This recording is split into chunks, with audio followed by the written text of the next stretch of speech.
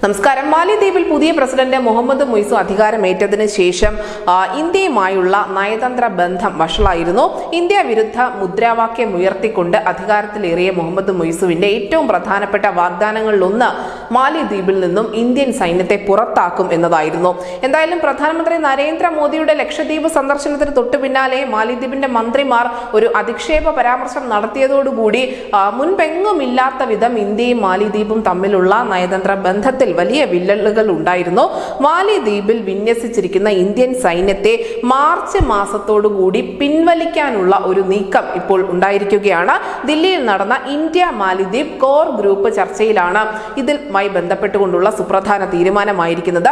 മാലിദ്വീപിൽ നിന്നും ഇന്ത്യൻ സൈന്യത്തെ പിൻവലിക്കുന്നുണ്ട് എങ്കിൽ പോലും 2 ഹെലികോപ്റ്ററുകളും ഒരു എയർക്രാഫ്റ്റും മാലിദ്വീപിൽ തുടരും എന്നുള്ള ഒരു വിവരം കൂടി പുറത്തു വരുന്നുണ്ട്.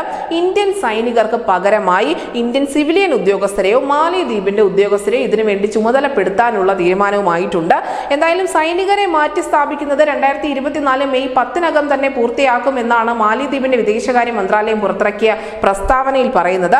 അതേസമയം തന്നെ നമ്മുടെ വിദേശകാര്യ മന്ത്രാലയം സേനയെ പിൻവലിക്കുന്ന തീയതി വ്യക്തമാക്കാതെയാണ് കുറിപ്പ് ഒരു പ്രസ്താവന ഇറക്കിയിരിക്കുന്നത് എന്നതും വളരെ ശ്രദ്ധേയമാണ്.